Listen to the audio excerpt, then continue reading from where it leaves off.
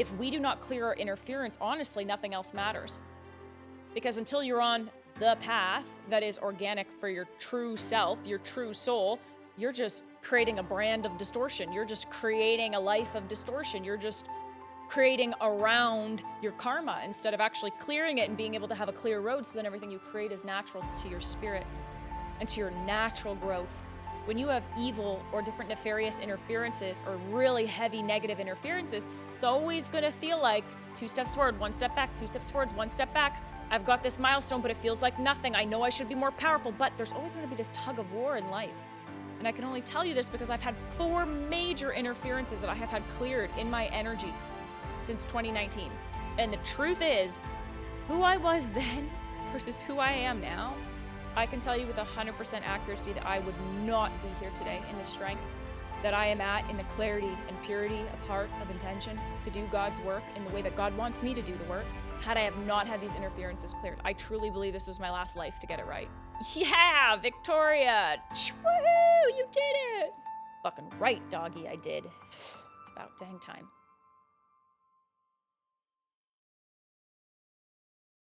Welcome, everybody, to episode 2. If you're still here, I guess I'm not the villain in your story yet, or maybe you're still trying to find out, but I'm happy you're here. And I'm really excited about some of the guests that are going to be coming to this podcast. This episode, I do want to talk a little bit about my stances and some of the stances that I'm going to be holding for the episodes inside of the debates, but then also really what I'm looking for in terms of the energy that I want to cultivate inside of the podcast. And so this episode is going to talk to you, potentially trigger you, potentially validate for you as I dive into some of my stances here. So the first big stance that I fundamentally believe is that there is a weaving that is happening between New Age, spirituality, and Christianity, where God and Jesus do exist, but they are not to be idolized. They are to be respected, understood, and to have a relationship with. And then New Age spirituality, to open, to channel, to access who you are as a soul. I believe these 2 worlds, when they're separate, are very harming. Because if we're only Christians, then I believe that we have no connection to who we actually are. I believe we're caught in an old age. And then I believe that if we're only New Age, then we have no relationship to who God is, and so we become God. But when you weave these 2 worlds together, there is God, our creator, we an aspect of this as co-creators. And I believe these are of equal importance. My also personal stance on this is that in this dimension, in this realm of earth, I believe that there is one God. There is one God, our eternal creator. Outside of this crazy earth school we're living in, could there possibly be other gods? I don't know. I guess we're going to have to debate about that. But right now, the only point that I think matters is there a God? My fundamental belief is yes. And is that God one? Yes. Not one with us, but one. Which leads me to my next point. I do not believe that we are all one in this dimension. I believe that we all come from the one. In the same way that I don't believe I am my mother, I believe I come from my mother, right? Mother Earth, Father Sky Daddy created me. I don't believe we are one in this dimension. I believe we are experiencing duality and separation in this dimension. And I believe that it is an inversion and an intentional implant to make us believe that we are all one inside of a dimension where there have been thousands of years of intergalactic, interdimensional war, so that we sacrifice our discernment, so that we sacrifice our rightful sovereignty and our command and control over our reality. Do I believe that in the highest dimension we all come from the initial one? Of course, but I don't believe that in this realm that actually does much for us. It does more for me to walk in the kindness and in the morality of Jesus than it does for me to believe that we are all one. Because at least if I walk as Jesus did, then I'm closer to the consciousness of Christ, right? I'm closer to the consciousness of unconditional love without foregoing my discernment, which was one of the greatest gifts that Jesus had, was the sword of truth. And so my belief is not that we are all one in this dimension. And I believe it is actually a new age trap that keeps us disconnected from God, true God, and also keeps us from actually having the discernment to navigate the interdimensional parasitic warfare that we've been navigating on planet Earth for thousands and thousands of years. My other foundational stance that I hold is that most mainstream modalities are honestly just hamster wheels. Without meditation as the forefront foundational tool, I think everything else does not come from our center, and it keeps us further and further into deception. I don't believe that we need Reiki. I don't believe that we need Kundalini activations. I don't believe that we need plant medicine. I don't believe that we need constant medicine retreats. I don't believe that we need to go constantly to receive DNA activations. I don't believe that we need anything but sitting our ass in meditation and learning how to be able to hear our soul, allowing what is natural to come forward in the perfect time and space. And as a byproduct of that, should we naturally be called to these beautiful tools that we have, they come as a supplement, not as an addiction. They come because it's right for our natural abilities, not because we need to taste all of the rainbow, because that makes us feel like we're connected to ascension and that we're connected to who we truly are. Let our sovereignty then dictate our actions instead of our actions pulling us further away from our sovereignty. Meditation is the foundation, the drop that creates the whole ocean of everything that your soul naturally came here to do. I also fundamentally believe that without psychic protection, you're fucked. People don't like to put psychic and protection together because I think in many ways people misunderstand that psychic protection doesn't come from fear. It doesn't come from fear. It comes from preserving the integrity of your own energy.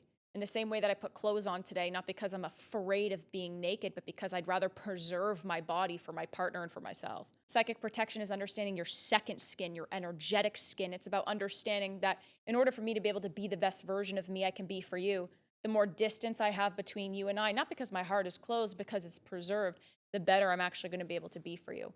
And as we are all awakening, I believe that psychic protection is fundamentally necessary. And I will stand on that post until my dying day. Because when I had multiple entity attachments, it was the fact that I didn't believe I needed protection.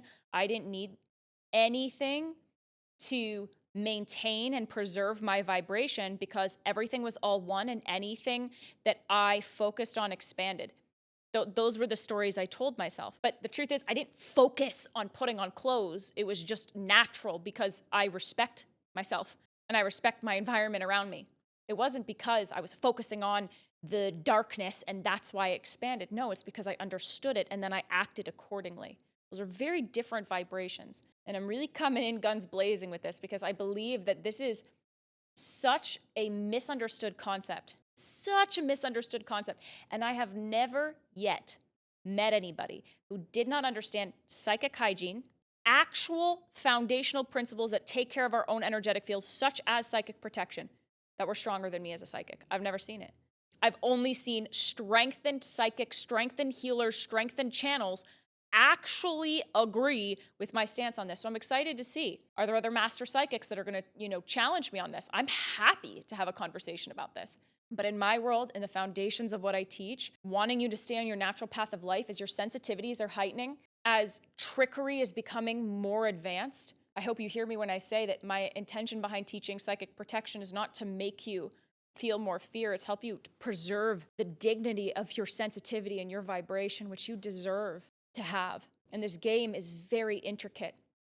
So my next stance on this is, if we do not clear our interference, honestly, nothing else matters. Because until you're on the path that is organic for your true self, your true soul, you're just creating a brand of distortion. You're just creating a life of distortion. You're just creating around your karma instead of actually clearing it and being able to have a clear road so then everything you create is natural to your spirit and to your natural growth.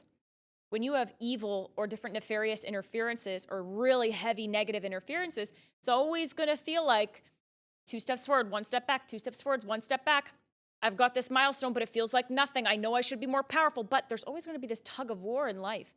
And I can only tell you this because I've had 4 major interferences that I have had cleared in my energy since 2019. And the truth is, who I was then versus who I am now, I can tell you with 100% accuracy that I would not be here today in the strength that I am at, in the clarity and purity of heart, of intention to do God's work in the way that God wants me to do the work, had I have not had these interferences cleared. I truly believe this was my last life to get it right. Yeah, Victoria! Woohoo! You did it! Fucking right, doggy, I did. It's about dang time. So when I talk about interference, I'm talking about the different negative and evil blocks, if you will, some people resonate with, different attachments, different loops and cycles that your soul, combined with your free will, if you will, like your free will has created what is now these different soul interferences that is not allowing you to experience the full natural path that you came here to experience. And so I believe that true energy healing work, real root cause energy healing work with master psychics and energy healers that know how to actually be able to spot the root interferences and to remove them, to restore them, to surge them, to seal them, are necessary in our corners before we can ever truly do the work that we came here, really truly came here to experience and to serve in purity for others. So interference work is so, if not the most important thing, so that the thing that we're protecting, our energy that we're protecting is actually pure, right? Otherwise, what are we protecting? Well, our vibration, but if our vibration has been distorted because we have an attachment, you can see how this can get quite entangled. And so that's another big stance of mine. Another big stance of mine is that I honestly don't believe that we should be invoking anything that is not natural to our energy. If we're not in natural connection with our guides already, that means that we're not a vibrational match for them yet. I don't believe that we should be calling them in until we start to get those natural impressions. When my grandfather came through as the first spirit that I connected with, he came through naturally. It's actually why it was a miracle. It becomes less of a miracle when I'm forcing it. And it's actually not helping us grow our confidence and our connection to our channel, to our power, to our soul connection when we're forcing things instead of allowing things to come naturally. And so when we no longer invoke things because we're trying to connect, then things can naturally come to us. And so when it comes to our guides, I definitely stand firmly that we should not be invoking our guides, invoking archangels, invoking beings, invoking spirits until they naturally come to us, until it's actual natural order. We should be able to sit in our own meditative practices, connect with our own higher selves, and be okay. And know that as these natural impressions start to come up, because we're sovereign first, we're going to be able to access them. Because we're sovereign first, we're going to be able to feel them. Because we're sovereign first, we actually get the benefit of what they're meant to help us do, which is guide us, not that we become dependent on them. And so this will be a little bit spicy as I talk to different mediums when they come on to the show, because I really firmly believe that mediumship is for a certain type of person at a certain stage of like their first awakening. But the truth is, my grief is my problem. And when that person passes, or that dog passes, that animal passes, is up to me to take care of my own energy and my own emotions around the experience. And it's up to that soul to go continue to be free if it's choosing to be free. And I believe that people get really entangled in mediumship because from one perspective, I believe it can be supportive for the person who's deep in grief. But from another perspective, I honestly believe that should have been their grief to take care of in the first place. And that's usually indicative of a spirit that hasn't yet totally evolved into its own understanding. At a certain point, it just becomes a soul leaving its physical body and continuing to experience itself and us and our grief, navigating it in sovereignty. And so that's my stance on invoking. I work with extraterrestrial guides. I work with an extraterrestrial guide. I've been on assignment with him for the last 3 years, but he came to me naturally. Prior to that, I was channeling the Arcturians and calling in different Pleiadians, and I was doing the invoking, and I was forcing, plus not having discernment.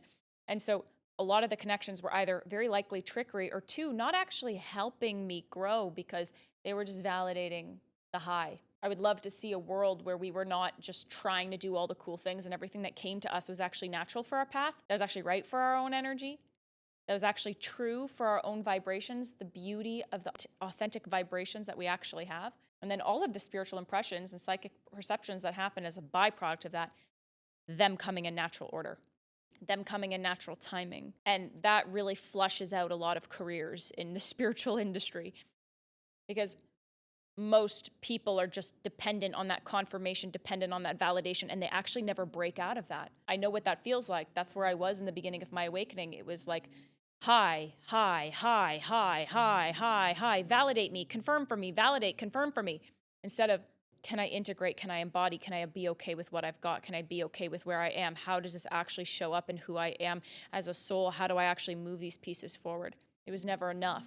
And if we actually become enough for ourselves, then I believe a lot of spiritual careers are going to get flushed down the toilet. Not because they don't have value, but because our values have changed. And when our value is our own integration and our own embodiment, I don't need a tarot reader. I don't need a Reiki healer. I don't need an Akashic reading. I don't need. I got me. I got God. I got natural order.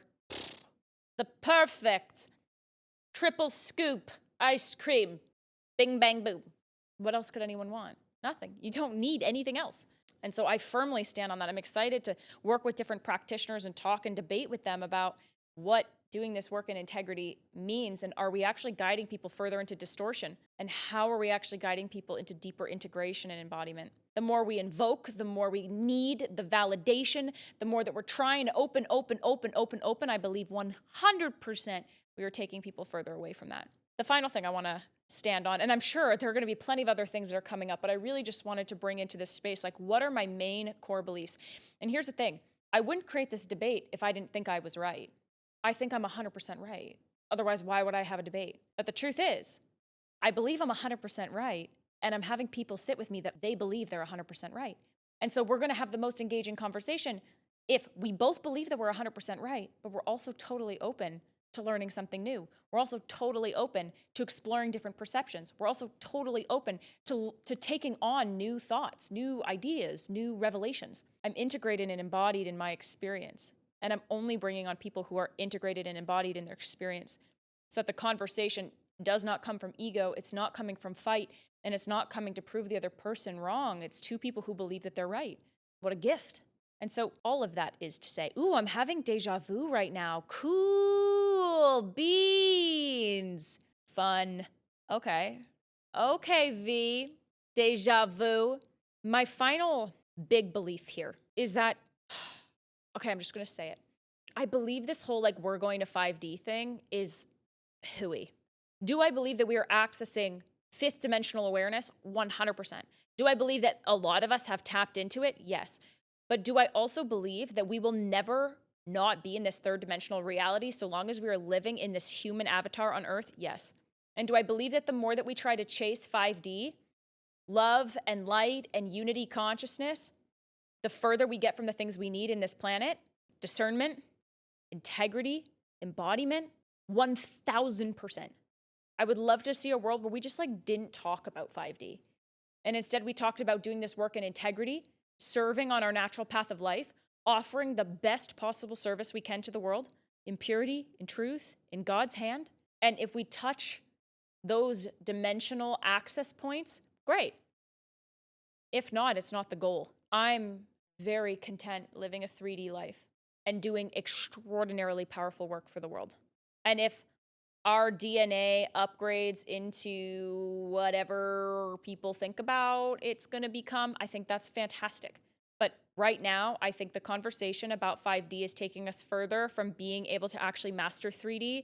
And the truth is, most of us are not even beyond 4D. We're actually getting caught in all of the trickery of 4D, thinking that we're channeling Jesus, channeling Mary Magdalene, talking to these beings, and we're fucking not. Because we don't have discernment, because we're not in our bodies, and because we're not doing this work in integrity. If those things are actually real in our 3D experience, then when we've mastered this 3D game, then we can actually access these higher dimensions in truth. But people are touching these different dimensions, getting deeper and deeper and deeper into trance states, accessing them through forcing themselves into a fake calling to pursue ayahuasca, even though they were the one that put in the number and they were the one that put the phone to themselves and said, ayahuasca called me. No, she didn't. You called you. Your ego called you. And now you're opening up, ripping the veil. You're not ready. It's not natural. You think you touched 5D, but you come back down to earth and then book in your next ayahuasca session with a white shaman 3 months later. No, no, no, no. Can we just evolve in integrity? Can we just be here in our embodiment? Can we just have discernment in this dimension, and then naturally we will grow into higher dimensions? But the goal isn't the higher dimensions. The goal is to be here, master this intricate interdimensional game, and things will naturally happen as a byproduct. So those are my main stances. I know I can get super deep into like plant medicine and some other things, but I'm going to park it for now because I trust that those things will naturally come up. And so I've spoken into this a little bit, but I want to end this episode by speaking into what I'm really looking for on this podcast. The types of people I want to interview. I want to interview people who genuinely are embodied in their different path of life. Because if someone's half-baked and they come onto the podcast, they're not 100%, or they're just coming here to yell at me, like, that's not what a real debate is. A real debate is two intricate, unique individuals with their own experiences and their own conclusions as a byproduct of those experiences, coming together to go deeper, not to become more superficial. And so I want 144 guests, 144 spiritual leaders who are embodied, who are integrated in their truth, to join me at the mic to debate the certain conclusions that they have come to find. Sometimes I will stand on a different side of a stance, mainly because I actually hold that belief. And other times I will challenge some of their beliefs to feel into how they got to this conclusion, and is the conclusion that they found actually in integrity? And the deeper I challenge, do we find that they're more embodied or perhaps something else? And my highest hope is those who sit at the mic with me will do the exact same with me. And so, my beloved love Hayden, as him and I were playing around with the names of this podcast and what the energy wanted to be, he said, there's a saying that it takes 144 sides of something in order to be able to understand the truth. In order to get a whole picture, there's 144 sides that we have to look at in order to get the whole picture. And so I'm interviewing 144 embodied spiritual leaders who want to go head to head, yes, head to head, not ego to ego, knowledge to knowledge, so that we can find what is the whole picture. What does it mean to awaken for real? What does it actually look like, feel like, to exist in this realm in our full embodiment as awakened souls? This is what I'm looking for. And this is what you're going to see, feel, experience inside of this podcast. My highest hope for each and every single one of my listeners is that you discern the heck out of these conversations, that you find what your resonance is and where dissonance is. Actually having conversations with two embodied leaders will help you be able to discern what that dissonance is and then run away with that. What a gift it is to have that, the gift of to judge well. And this podcast is intended to do just that, to help us all judge well. Because like I've said before, and I'll say it again, I really believe we have enough information. The issue is we don't actually have the integration. We don't actually know how to discern the information. And the Spiritual Debate podcast will bridge that gap for us. So next time you see me, you're going to see me with a guest. This guest, I honestly don't think I could start this podcast in any other way, but without the guest of all guests. I'm going to bring my beloved Hayden on, my extraordinary fiance, my soon-to-be husband, and we're going to have a very rich conversation with you all. But for now, I'm going to leave you with this question. Is the LGBTQ plus community New Earth? Question mark. This is the conversation we're going to dive into on our next episode. I don't know, guys. What do you think? See you then.